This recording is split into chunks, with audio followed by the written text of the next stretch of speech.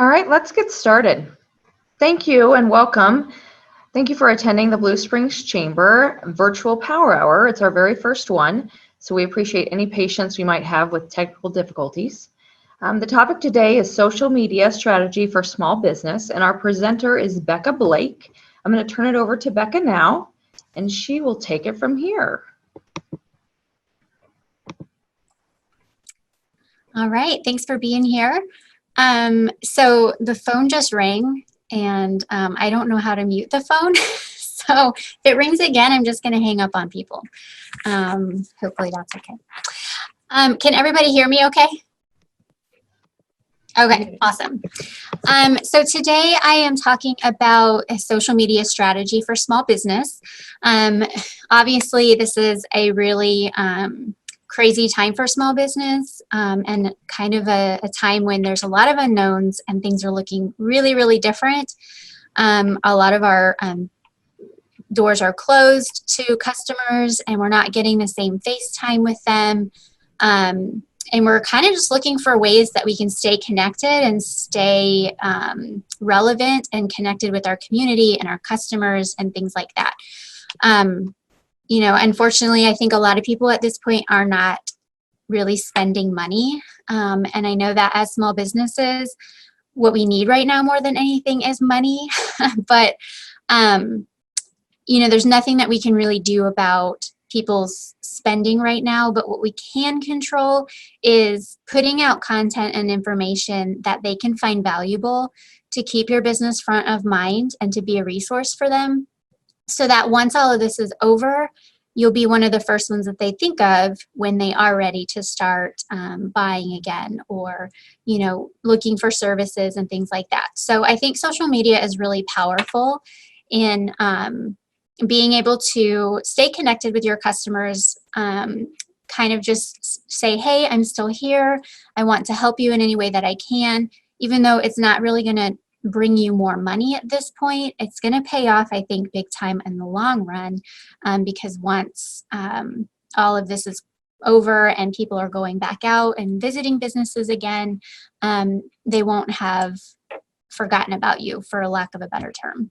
So I'm going to go ahead and open up my, I have a slideshow that I'm going to be sharing with you guys. So I'm going to pull that up and hopefully we can make this work. Let me know if you can see that. Shake your head. Okay, perfect. Thank you. And let me go to present mode. I'm actually on a different, oh, here, it's over here on this computer. There we go. Okay, so basically what we're going to talk about is, again, social media is more valuable now more than ever. It's a great way to stay front of mind and engage with your customers and your community. But the flip side of that is I think a lot of small businesses, we wear a lot of hats. So we do multiple things in our businesses. We're in charge of, you know, the finances, we're in charge of the marketing, we're in charge of all these things. And social media is something that a lot of people get really overwhelmed by because they just don't know where to start. So I'm going to kind of hopefully give you some strategies and some ideas to help you not be so frustrated and overwhelmed with social media and kind of create an action plan that you can follow that isn't too scary or involved. So the first thing to think about when you are considering social media is you need to know why you're posting on social media. It sounds super simple, but basically something you want to do anytime you're posting on social media is consider your business mission. So you want any content that you share on social to be something that is representative of your business. You want to focus on what you can give people and not what you can get from them. So a lot of times small businesses will get on social media as a means to sell something or promote something or say, hey, come in and buy from me or whatever. And that's okay, but that's not all you want to be doing. I think it's more important to use social media, or at least view it as a way to gain credibility as opposed to sell. So you want to focus on what you can give people, or give back to your community, or provide them some kind of value, so that they see you as an expert in your industry, and kind of just gain that credibility. And so that's kind of the mindset that you should keep in mind whenever you're creating social media content. Something else that you want to think about anytime you're thinking about posting on social media is who you're talking to. So whenever I am creating content on social media, I try to keep in mind an ideal customer.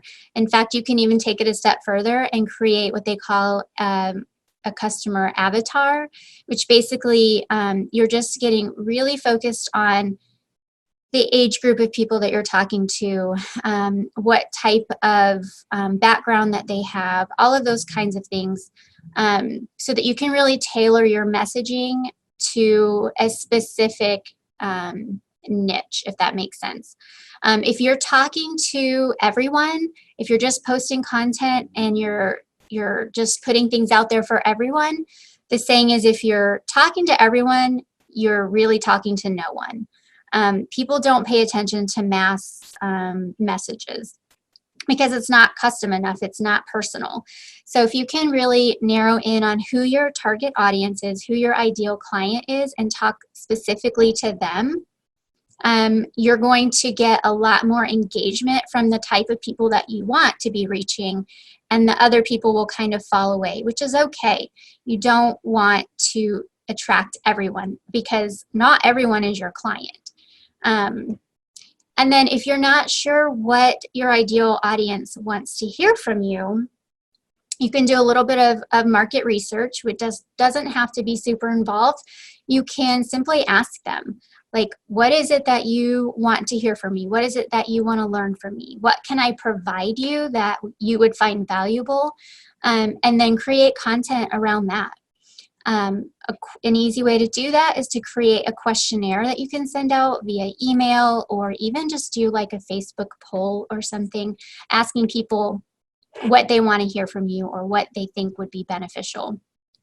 And then another idea is every business gets a lot of commonly asked questions.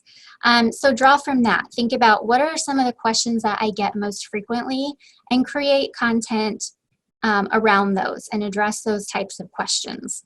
So those are really easy ways to start if you don't know what to post and you're on social media and you just kind of are at a loss for what to share. The other thing that's really helpful when you are thinking about content that you want to share on social media is to have a few main categories that you're posting about regularly. This is not only going to help keep you a little bit more organized and make sure that you're sharing a variety of information, but it also helps you stay the course and make sure that the content that you're sharing is representative of your business and your core messaging. So I always recommend that you choose, if you're just starting out, I would choose 3 main categories. Those could be things like education, so teaching your audience about your industry or what you do. It could be entertainment, it could be promotional. Again, it's okay to promote on social media. That's just not what you don't want to only be promoting. Share personal. So now more than ever, your audience really wants to get to know you, which is kind of scary for people. But with social media being so accessible to everyone, and the majority of our business now comes from word of mouth, if it's coming through social media. So people really want to get to know the owner, the person behind the business, what your goals are, what your values are, and they want to do business with companies that they feel a connection with or feel are aligned with their own personal values. So it's a good thing to share personal things. Again, you may repel some people with your personal content, but you're also going to be attracting more of your ideal customers. You can also post inspiration. Testimonials are really, really good to share customer reviews or a customer's experience. So I would just choose 3 to 7 main topics, main categories. It really depends on where you're at with social media. If you're just starting, just pick 3. If you post every day and you're just looking to really streamline your process and really nail down your messaging, then maybe you could choose 7 and post every day. The big thing here is not really getting wrapped up in how often you're posting and putting lots and lots of content out. It's more important to stay consistent. So really quick before I get onto that, I was going to give you some examples with these core content categories. So for example, if you are going to be posting, say you choose 3 main categories you're going to post on Monday, Wednesday, Friday. Mondays are for education. So those could be anything from like a how-to video. It could be telling them more about your business and what you do, what services you offer, and things like that. Wednesday, let's say, is inspirational. So you could share anything that is relevant to your industry that is uplifting for people.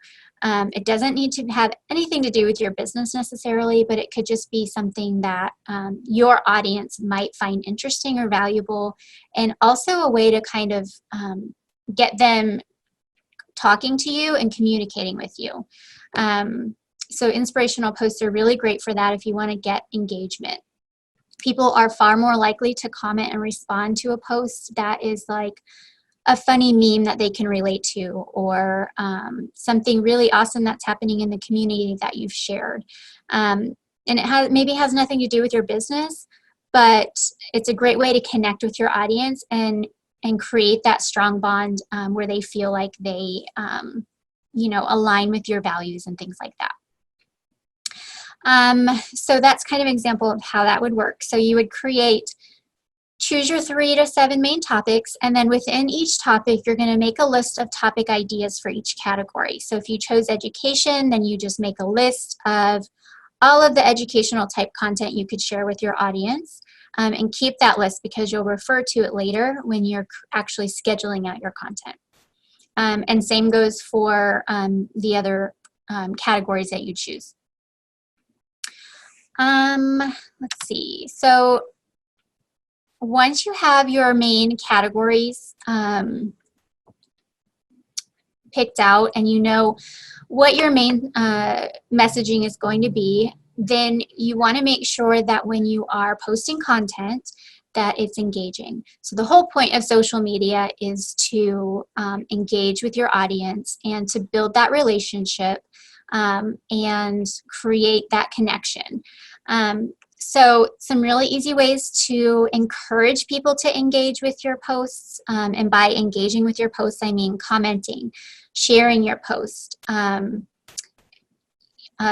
saving your post. So like on Instagram, people can save posts and go back to them later, things like that. Anything where they're taking an action on your content, is to use a call to action. So tell them what you want them to do. If you post something on Facebook and it is, say it's 3 tips on how to change your oil. Maybe you're an auto repair shop and you're giving 3 tips on how to change your oil. Then at the end of that, you would say some type of a question or something for people to respond to, where you could say, have you ever tried changing your own oil? And then people could comment. Or you could say, has anyone tried changing their oil and it went really badly? Like, share your experience. Things like that. Just anything that kind of gets people commenting and engaging with you. Another tip is people love to talk about themselves and they love to share their own experiences. So if I was to go online and see a post from an auto body shop that says, here are 3 tips to make it easier to change your own oil. And then at the bottom it says, have you ever had a really bad experience trying to change your oil? Heck yeah, I tried changing my oil one time and I got oil all over my face. That's not a joke. Like, that literally happened. So I'm going to comment and I'm going to say, yes, I didn't have all of the tools that I needed. I didn't know, I wasn't prepared, and I paid for it by, being covered in oil at the end. So it doesn't have to be anything, too too crazy. You just have to encourage people to talk about themselves and share their experiences. Another way to stay engaging on social media is to make sure that you're replying to comments as soon as possible. I think a lot of people get overwhelmed with social media because they feel like, oh my gosh, I have to be on my phone all the time, and I have to be responding to people all the time, and constantly available, and I can't put it down, and it's a little overwhelming and stressful. But we all have plenty of other things that we need to do with our time than just sit and babysit social media. So a really great way to make sure that you are commenting in a timely manner is just set up specific times each day that you know, okay, I'm going to take 30 minutes every morning and then 30 minutes every evening to go through and just answer all the comments, answer all the questions, and comment on other people's posts. So yes, you want to respond to comments as soon as possible, but it doesn't have to be within the first 10 minutes after they post. You just want to try and keep it within about a 12 to 24 hour window. And then it's also really important that you follow up with inquiries. So if anybody reaches out to you on social media and asks you a question or says, hey, are you able to help me with this? It's important to respond to those as soon as possible, obviously. But I think that if you're not able to help them for whatever reason, or it's not an inquiry that fits your business, a lot of times people will ignore that, and that's because we're online, right? It's easier to disregard people or not feel connected with people because we're sitting behind a screen. But I think it goes a long way if you help them, regardless of whether they're going to be doing business with you or not. That goes a long way, and it builds a lot of credibility. So even if somebody reaches out to you and says, hey, can you help me with this? If you can't, at least respond to them and say, hey, I'm really sorry. That's not something that I do. That's not something I can help you with. But here's a few referrals to some people that may be able to help you. That's something that goes a long way. People are going to remember that, and they're going to think of you first whenever they do actually need your service. It also helps build relationships with other businesses. When somebody goes into another business and they say, hey, I heard about you from so-and-so. They weren't able to help me, but they told me maybe you can. That's a great way to build relationships with other local businesses, which I think is super important when word of mouth referrals are so huge with small business. So here I have a few examples of call to actions that you could use. So at the end of a post, you could ask an open-ended question, not a yes or no, but just something that makes them kind of leave a little bit more of an answer. You can also tell them, you know, follow me on another platform. If you really like what I'm posting here, hey, I'm also on Instagram. Be sure and follow me here. That's a way for them to get engaged with you on another platform. You could also have them, if you're trying to build your audience, say you're on Facebook, but you're fairly new, or you haven't really used it a lot and you don't have a lot of followers, and you want to expand your reach. A great way to do that is encourage people to tag friends who they think might be interested.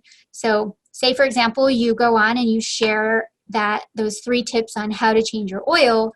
You could say, if you liked this content, I would love for you to tag 3 friends who you think would also enjoy this content. And so that's a great way too to kind of expand your reach and grow your audience. Again, ask them to share an experience. Again, people love to talk about themselves, so you could always ask them what their favorite whatever is. You know, what's your favorite brand of oil? Or what's your favorite auto body shop to go to when you do need an oil change? Or whatever. So those are some good ways to stay engaged. Okay. So specifically, I think a lot of people here are tuning in because they want ideas on how to leverage social media right now during coronavirus.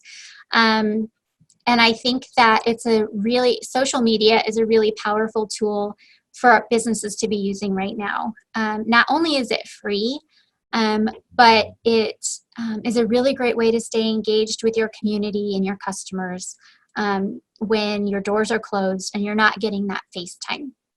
So some of the things that I think would be really important to share right now on social media. Whoops, let me see if I can go back. Shoot, there we go. Okay. Tell people what you're doing right now. Share your hours, share the services that you're providing right now. I know a lot of businesses, their services are slightly different right now. For example, restaurants, they're only offering curbside. Maybe their menus are limited, things like that. You want to share that information. As the communication specialist here at the Chamber, I have been trying to follow a lot of members' Facebook accounts and share their information just to help spread the word. And there are a lot of people who have Facebook accounts and maybe haven't posted since 2014. There's a lot going on in their business, and we're getting emails from them saying, hey, our hours have changed. Please share this information, but they're not updating their Facebook page. And I think that is something that is really easy to do and something that you don't want to forget, because people are sitting at home, they're bored, they want to know, hey, where can I order lunch from today or whatever. They're going to Google, they're going to get on Facebook, and they're going to be looking for that information online. People don't generally pick up the phone anymore and call someplace to ask questions. They want to Google it or look it up on social media. So if you have a Facebook page now, you definitely want to be telling people what your services are right now, what your hours are right now, how you're keeping your customers safe, like what kind of measures are you taking to slow the spread of this virus, things like that. Another great piece of content you can share is behind the scenes of what you're doing now. Things are looking really different. Most people are working from home now, or if they're still going to the office or to their place of work, the doors are closed. There's not customers coming in. There's maybe a skeleton staff, whatever the case is. People are curious and they want to know what it looks like. So you could share a quick video of yourself working from home, or share photos. If you don't like to get on video, you could share photos. And just kind of say, hey, our business, our doors are closed right now. We're not letting people in an effort to keep the community safe, but we are still open. We are still operating. Here's how we're doing it. I may be working from home in my sweatpants, but I'm still 100% committed to serving you. So you want to show how you are serving people now when things are looking differently. People will be very interested in that, and I think it goes a long way. You can also share advice or tips or content that you have found that is related to coronavirus within your own industry. So this is going to look different for everyone, but if you, let's say again, if you're an auto body repair shop, you could be considered an essential business because you are serving, you're repairing city vehicles or something like that. You want to be sharing advice that is going to impact your audience when it comes to your business and what you do. So if there's some kind of information that comes out that says, hey, yes, we are an essential business. However, these are the types of things that we're working on right now. Everything else is as we have time. So you want to share that information. You just want to be as transparent as possible and share things that your audience may not know or wouldn't know unless you tell them. Something else I think that's super, super important right now, obviously, because everyone's really stressed out and just uncertain right now, is share uplifting content. Make it a point to see the good. You want to share things that maybe don't have anything to do with coronavirus at all. Just share something that's going to make people smile, kind of promote a sense of calm. Sometimes it's a fine line between sharing things that are lighthearted and potentially offending people, like maybe they think you're not taking this seriously enough or whatever. So it can be a fine line, and you have to use your own judgment for that.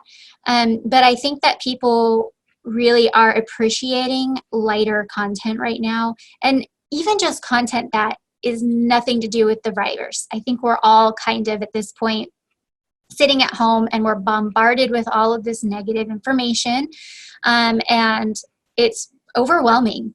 And so any kind of good content we can share, something awesome happened in your community.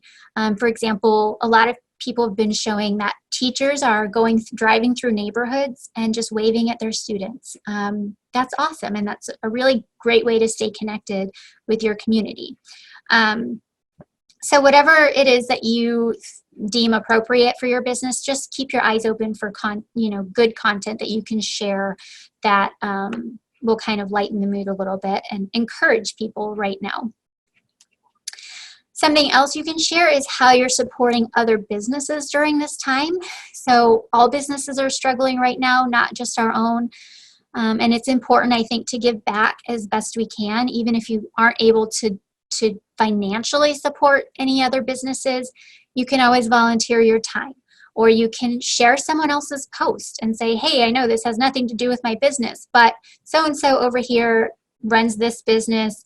They do excellent work. We love referring people to them. They have this great thing going on. You guys should check it out.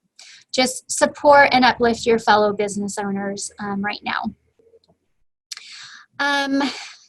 You can share industry-related news, obviously, community-related news. On a personal level, share how you are handling all of this right now. We know that people are working from home. For me personally, I work from home. My kids are home too. I'm having to work full-time, homeschool my kids, and still be mom. And so it's a lot and it's overwhelming. And I think a lot of people are in that same boat. And obviously on social media, people love to talk about the good stuff and they love to say, hey, I'm perfect. I have it all together. My life is amazing. But in reality, they are running out of toilet paper just like everyone else. So it's important that you share, how you're feeling, what you're doing, how this is affecting you, and just kind of encourage people like, hey, you're not alone. We're all struggling. We're all in this together, stuff like that. That's kind of content that people will really connect with and really appreciate right now. And then also you want to ask how you can help people. I think as business owners, we're struggling. We're having a hard time paying our bills or paying our employees, or we're freaking out about where we're going to be sitting next month, things like that. And it's easy to get wrapped up into that. But I think it goes a long way if you can just, to your audience, say, hey, how can I help you right now? Even if it's something small, just offer that help, even if it's just being a sounding board or talking to people about things. I think people will really appreciate that, especially from a business owner. Everyone knows that business owners are super stressed right now. And if you stop and take the time to ask how someone else is doing, obviously that's going to go a long way and build a lot of credibility. It shows that you care and that you're invested in your community. So I'm going to pause really quick. I'm going to ask Trish if anyone has any questions. Because I have the share screen on, I can't see the chat board. So Trish, does anybody have any questions yet? Nobody has, and I think I forgot to announce at the beginning. If you do have a question, you can raise your hand. We can see that you have your hand raised and we can address it, or you can type it in the group chat and we can address it. But as of right now, unless somebody has a question that they'd like us to address, we can keep going forward. Okay. All right, so I'm going to move along. So all of that said, we now know kind of what kinds of content we can be sharing. But I feel like that's almost the easy part, is coming up with ideas. The hard part sometimes is making a plan, figuring out, okay, how am I going to share this content? What should I do to be consistent? How do I manage this? It's all a little overwhelming, especially when you're looking at multiple platforms. So we have Facebook, Instagram, Twitter, LinkedIn, YouTube, all these different things. The first thing that I recommend is pick one, start there, get comfortable with that, and then add something else in later. The way that you choose the best platform to be on is think about your ideal client, think about the type of content that they want, and think about where those people are hanging out. So this is going to be different for every business. A lot of people have a fairly decent following on Facebook, and so Facebook, I think, is a great place to start. But there are more and more people using Instagram now, almost even as a search engine. And so you really just have to kind of survey your audience, figure out where they're at. You can even ask them. You can do a poll and say, hey, do you spend more time on Facebook or Instagram? And just find out where everyone is and focus there first. Once you get comfortable with that and you have a plan and you're scheduled out and you feel comfortable and confident in what you're posting there, then tackle another platform. Don't overwhelm yourself. Do not think that you have to be on all 8 platforms at one time and sharing multiple different types of content and all of that. Just start simple, start small, and grow from there. There's nothing wrong with that at all. So the first thing that you want to do once you decide where you're going to be focusing your content is you want to have a way to plan your content. It doesn't have to be super technologically fancy. You can just get a paper planner. You can get on your Google Calendar or your Outlook calendar, or I personally, even though I do most of my stuff online, I like a paper planner. So I like to write things down and be able to erase and whatever. But decide where you're going to be planning all of your content and try to keep it all in one place. You don't want to have it scattered out all over the place. The next thing you want to do is decide how often you can realistically commit to posting. So you know your schedule better than anyone else's. You know what your busiest days are, things like that. You just need to assess, okay, realistically, I can commit to posting on Monday, Wednesdays, and Fridays. Or I can commit to posting Monday through Friday. Whatever that is, whatever works for you, but you need to choose days that you can commit to posting because, again, consistency is more important than quantity when it comes to posting on social media. Once you decide which days you're going to be posting, then you want to just start planning ahead and penciling in your calendar based on what you already know. So we already know what holidays are coming up. Write those on your calendar. We already know if you have an event coming up. We already know if you have planned time off or vacation or whatever. Fill in your whole calendar with all of those solid plans first, and then sit back and look and see, okay, here's what I need to fill in. Use holidays to your advantage. If a holiday falls on a day that you normally would be posting, post about that. I mean, it doesn't need to. You don't need to reinvent the wheel. You don't need to create something different just because you think you have to make it complicated. So fill in your calendar first, and then look and see. Okay, I'm going to post 3 days a week, so that's 12 times a month, right? 3, 6. Yeah, 12 times a month. Math is not my strong point. And of those 12 days, don't laugh at me. Of those 12 days, there are 2 holidays, and I'm taking 1 week off and, whatever. So, all right, I now have only 8 days that I need to plan content for. So that makes it a little bit easier and a little less overwhelming. And then you want to make sure that you stick to that schedule. When it comes to social media, consistency is super, super important when it comes to your analytics and your insights. For whatever reason, Facebook and Instagram especially, they notice okay, this person posts every Monday, Wednesday, Friday like clockwork. They're going to prioritize your content because you're consistent and you're serving your audience well.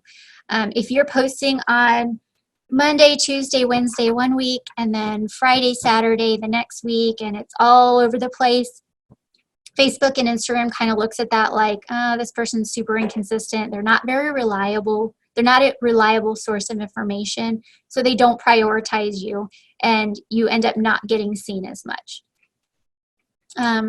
In fact, this is kind of a scary fact when you think about it. Instagram especially, say you have 100 followers on Instagram and you're posting consistently Monday, Wednesday, Friday, you're posting content that's engaging, your followers are commenting and you're staying really engaged.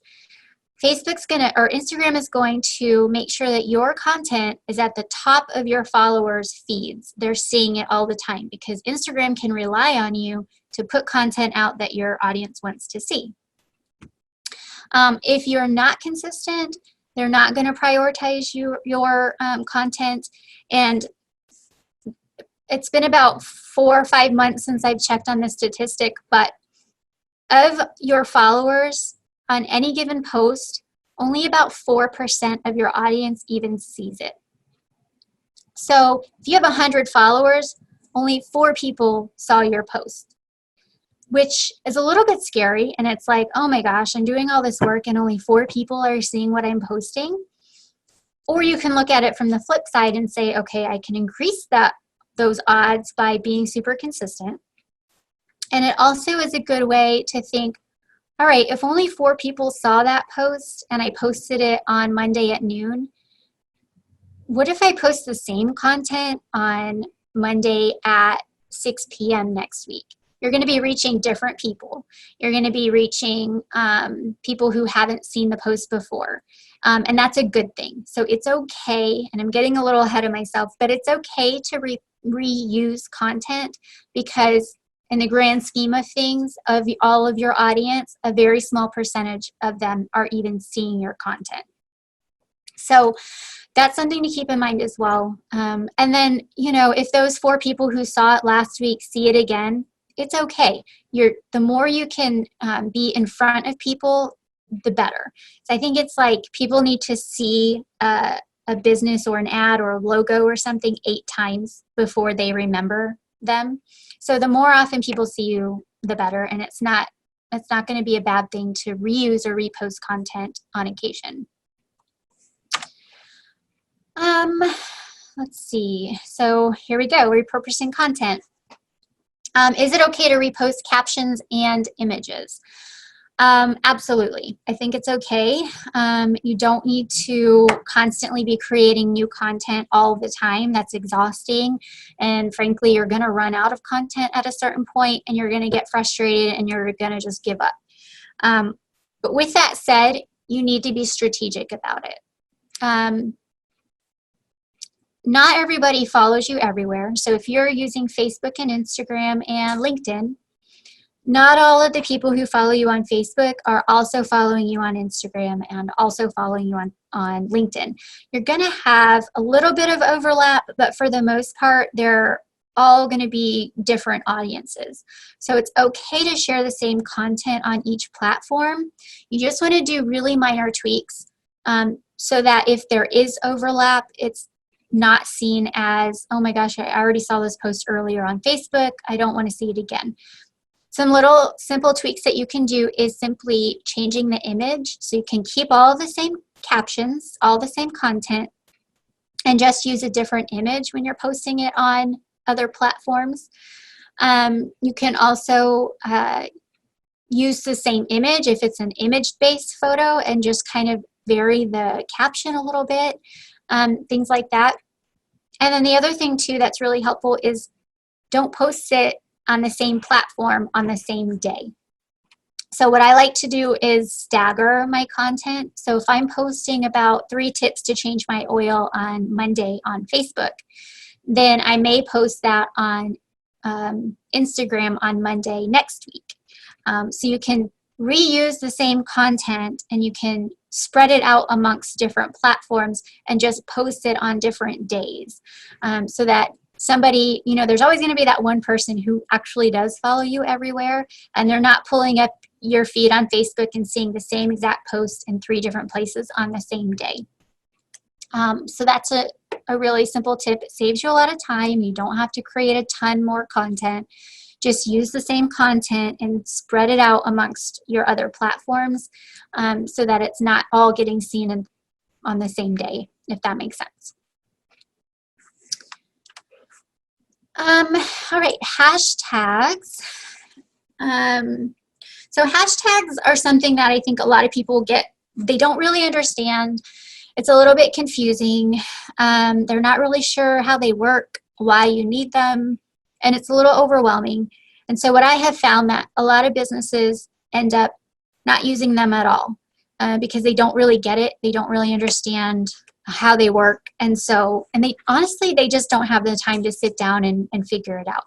You're running a business, you're doing 57 other things. So sitting down and learning hashtags is not something that a lot of people have the time to figure out. So I'm going to give you a quick little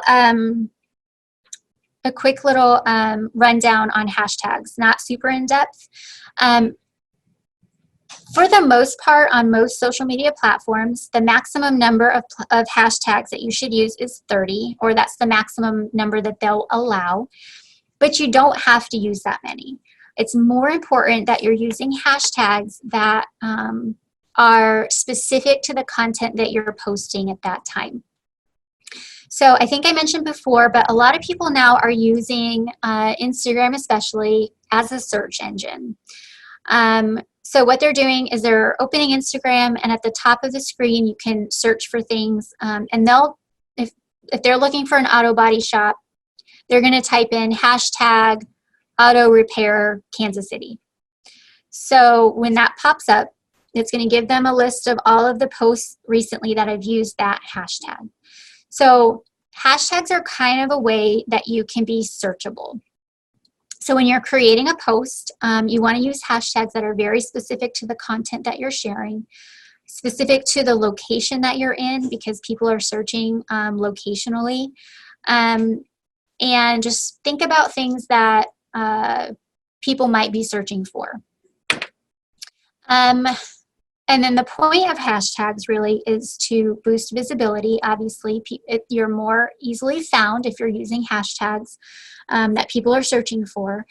And then you can also use hashtags to reach new audiences. So when it comes to hashtags, one of the best ways that you can decide on which hashtags to use is searching your competitors. So if you have, there's 4 auto body shops in Blue Springs, and you are the number 2 auto body shop in Blue Springs, you can search your competitors' Instagram feeds, look at their posts, and see what hashtags are they using.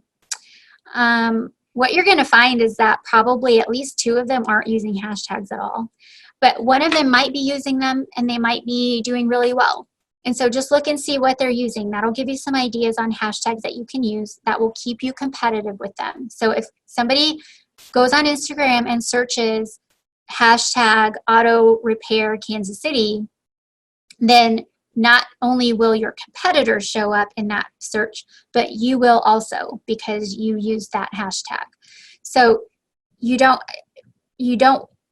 really care as much that you're using the same hashtags as other businesses in your area. It's actually a good thing because it helps you stay competitive. Does that make sense? Okay. With that said, you don't want to just copy and paste the same hashtags all the time. Again, Instagram and Facebook and Twitter, they like to see variety, and they want to make sure that you're using hashtags that are specific to the content or relative to what you're sharing. So you don't want to just all the time post hashtag auto body repair Kansas City, hashtag oil, hashtag whatever. If you're posting something that's about the community, like say you go and you do this really awesome charity event, hashtag oil has nothing to do with charity. So you want to use hashtags that are very specific to the content that you're sharing in order to stay in the good graces of Instagram and Facebook and things like that. You also can look at the hashtags that aligning businesses are using. And by aligning businesses, I just mean businesses that are similar to yours, that maybe share the same customer base, share the same audience. So for example, if you're an auto body shop, maybe a business that you refer to a lot or that you have a lot of the same customers would be a auto parts store. You can look and see what hashtags they're using and use some of those hashtags on your posts as well in order to reach their audience. So you can get really creative. One of the most important things to remember with hashtags, though, is bigger is not better. And what I mean by that is when you open up Instagram and you search a specific hashtag, it tells you how many times that hashtag has been used. And a lot of people think, oh, wow, that hashtag's been used 1 million times. That's a really good one. I'm going to use that. And that's actually not the case, because the more often a hashtag is used, the quicker your content gets bumped down and won't get seen. So when you open up Instagram, you can, and you're looking at someone's feed, you've got 9 squares. And as new content's added, those get pushed down the line. When you use a hashtag that has 1 million uses, that means there are millions of other businesses and people using those hashtags. So that feed is getting refreshed very, very quickly. So if you post something using a huge hashtag like that, within a few minutes, your post is going to be so far down the line that no one's ever even going to see it. With that said, you also don't want to use hashtags that have only been used like a few hundred times, because that means it's not a hashtag people are using, it's not something that people are searching, and it's not really going to serve your business or do you any favors. So the sweet spot with hashtags for the most part is you want to find hashtags that have been used between 10,000 and 100,000 times. That generally, especially for small businesses, tends to be the sweet spot. If you use a hashtag that, say, for example, has had 30,000 uses, you know that hashtag's getting used. You know that people are searching using that hashtag. But the feed for that hashtag is not being refreshed quite as quickly. So if you use it, there's a good chance you're going to stay at the top and be one of the top search results for a decent amount of time. So you'll get more people seeing your content.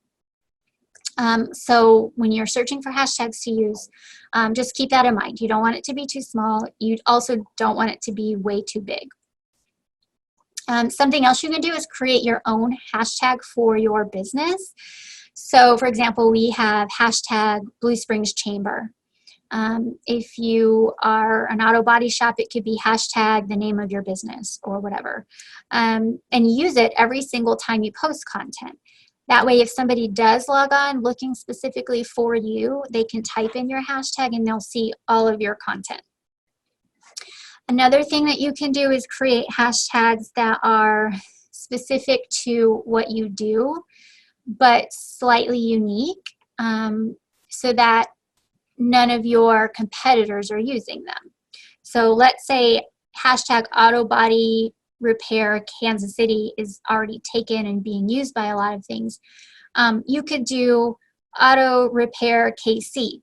Maybe that one in particular hasn't been used a whole lot, but maybe 5,000 or 6,000 times. That just means that anyone who uses that hashtag, only you are showing up. None of your competitors are, because they're not using that hashtag. So you can get a little, you can kind of do a little bit of research and get really into hashtags if you want to. A lot of people can get super strategic about them and spend a lot of time figuring out what the best hashtags are and things like that. If it's something, though, that overwhelms you and that you really just don't care a whole lot about, that's okay, too. Just stick to the tips of using ones that are between 10 and 100,000 uses, and that are specific to the content that you're sharing. That's really the biggest takeaway for hashtags. And then when it comes to insights and analytics, that's, again, something else that people tend to get a little overwhelmed by or confused by and don't really get how to use them to their advantage. So just some basic things to keep in mind is that insights and analytics are kind of a window into seeing how effective your content has been. So when you post things on Facebook and then you go into your insights, you can look at each post and see how many likes it's gotten, how many comments it's gotten, and things like that.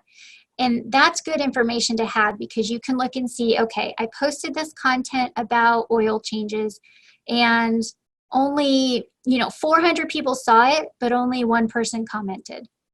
So it didn't really get that great of engagement. But then the next week you posted content on, or maybe it was a video showing people how to change your oil, and you got 400 views, but 67 comments. Obviously, that's telling you that people prefer seeing video content from you as opposed to just typing out directions, if that makes sense. So use those analytics to your advantage to see what kinds of content bombed or didn't do so great, and what type of content got a lot of activity and a lot of likes and a lot of shares and things like that, because that's going to tell you what kind of content you should focus on creating more of. If you have a video out there and it got really good engagement, then okay, even though I kind of hate getting on video and it's uncomfortable for me and I don't like it, my audience loves it and it's really good for my engagement. So I'm going to force myself to post more video. It's kind of the way it works. Let's see, what else? I think I have the wrong information on here for insights and analytics. I will update that and share a link to the correct one. So the other thing with insights and analytics is it can tell you what are the best times of day to post. Instagram especially has a really good one on that. You can search for each day and see when your audience is most active on social media. So if, for example, you look and on Wednesdays, people tend to be more active at 6 p.m., then okay, when I post on Wednesdays, I probably should post between 5:45 and 6 p.m. That way I'm at the top of their feed when they open their phone to check social media. So that's a great one that you can keep an eye on as well. So when it comes to insights and analytics, don't get super overwhelmed by it. Just use it as a tool to help guide your content.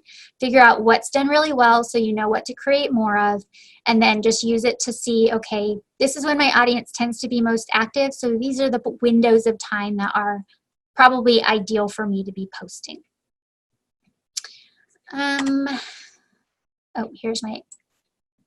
Here's my insights and analytics. Top performing content and posts, best times of day to post. Okay, so Instagram also has one that shows you what has been your most effective hashtags. So again, if you're someone who really is interested in hashtags and leveraging those, this is a really cool tool because it will show you how many people found your post based on the hashtags that you use. And you can say, okay, hashtag AutoBodyKC got me 67 people, but hashtag AutoRepairKC didn't bring me any. Then okay, I'm probably not going to use auto body repair anymore, and I'm probably just going to stick with AutoBodyKC, if that makes sense. So you can get into your hashtags that way as well. That option is there. And then, yes, you can also see with your engagement how many likes, shares, saves, and etc. Again, just so you know what kind of content to create more of. Okay, so that's pretty much what I have for today. I do have a few resources that I think would be really helpful if you're newer to social media or content planning and you're not really sure where to start. The first one is to use Google Suite. Or if you're on Microsoft, use the templates that they have in Word and Excel and things like that. You can create your own calendar. You can create your own topic lists or lists of ideas for content that you want to create, and just keep it in one place so that you know where it is and you can refer to it often. Hootsuite is a tool online that allows you to schedule your posts in advance and manage all of your content in one place. So when you get to the point of posting on Facebook, Twitter, Instagram, LinkedIn, all these different places, you can go into one place and schedule posts for all of it in one area, and it just kind of saves you a lot of time and legwork.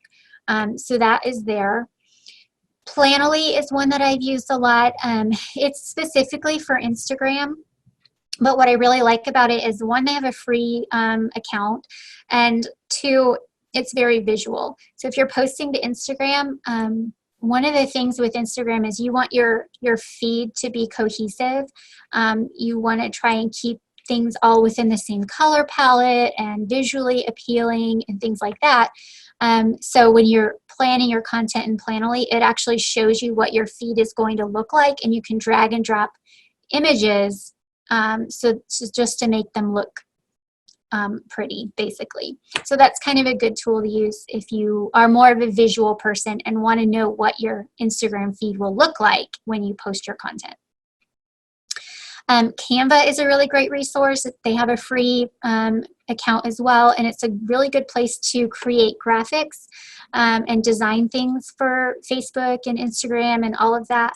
They have tons and tons of templates, tons and tons of things that you can customize for your own business. So it's just a really good place to get content that you can customize and brand for your own business for free, which is nice. And then Feedly is really, it's just a place to find content that's relative to your industry that you can share. So if you, sometimes it's really easy to come up with content to share about your own business and about your personal life and whatever, because you know that better than anyone. But if you're looking for content that you can share that is relevant to your industry, but not necessarily about your business, it's a good place that you can go and just search like auto body repair, and it'll come up with all of the latest content that's been shared. So it's a good place to find shareable content that someone else has posted, but that you can repurpose and use and get information out. And you can create your own search parameters. So you can have it filter only information that is about auto body repair or cars or racing or whatever. You can pick all these keywords that are specific to your business, and it'll only show you the most recent content and news releases and articles and things based on those things. So those are the tools that I think would be super helpful for you starting out as you begin getting a little bit more consistent on social media. So that is basically what I have. I am going to stop sharing and open it up, see if anybody has any questions. I feel like I've been talking a really long time. So if you have a question. If you have questions, if you guys are familiar with the raise your hand, so if you're under where you're looking at the participants, if you can see the list, there's a little button that says raise your hand. You can do that and we can unmute you. Or as I mentioned earlier, and Matt just typed in there a comment. Thank you, Matt. If you have a question, you can type under the Zoom group chat. Yep. So far, I don't think I have. Okay, here's one from Catherine. Thank you for asking a question. Are hashtags very useful on Facebook? Okay, that's a great question. Hashtags can be used pretty much anywhere. So you can use them on Facebook, Instagram, Twitter, LinkedIn, but they really haven't proven to be super successful, and they just didn't really take off on Facebook for whatever reason. They really are most effective on Instagram and Twitter, and even somewhat on LinkedIn. But on Facebook, honestly, I don't use them because people don't really use Facebook in that way. They don't generally use Facebook as a search engine. They use it more for entertainment or to stay connected with family and friends or things like that. So yeah, when it comes to Facebook, I wouldn't worry too much about hashtags. Hashtags are really just for Twitter, Instagram, and you can get a little strategic and use a few on LinkedIn as well. Glenn, you're welcome. I'm glad you enjoyed it. Michelle, I think you said post updates separately on social media. My Instagram is linked with Facebook, so one message goes to both social media at the same time. It saves you time, but do you suggest not to do so? That is an excellent question. Yes, you can link your Facebook and your Instagram accounts so that when you post content to one, it automatically gets posted to the other one. Personally, I don't recommend it. I know that that's a really awesome time saver. I think you just need to look at your specific audience and decide, okay, is my Facebook audience completely different than my Instagram audience? If they're totally different and you have very little overlap, then I think it's fine. If you have a lot of overlap, which industries like hair salons and I'm trying to think, hair salons comes to mind a lot. They have a lot of overlap for whatever reason. So in their case, no, I would not recommend posting the same content at the same time. I would unlink those accounts. And it goes back to, yes, you can repurpose that content and you can absolutely use it again, but I would post them on different platforms on different days, or at the very least different times of day, just to make sure that your audience isn't seeing the same content everywhere that they see you.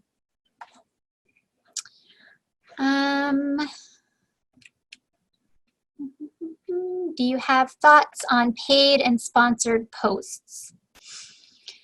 When it comes to paid and sponsored posts, again, it really depends on your business. I think that if you're very active on social media and you have a really strong following on social media, a very engaged audience, then I think that paid posts really aren't all that necessary. Because you're already doing well, keeping them engaged and keeping them in the loop and things like that. If you have a pretty large audience, but they aren't really engaged, or they aren't really the type of people that you want to be attracting to your business, then maybe doing a paid post every now and then might be a good idea, because when you do a paid post, you can get very specific on what type of people see that post. You can choose, okay, I only want females between the ages of 15 and 40 in this specific region, things like that. So you can really hone in on who is seeing your paid posts or sponsored ads, which can be a really good way to grow your audience. They're fairly inexpensive, so it might be worth just trying one or two every now and then and just kind of seeing what happens.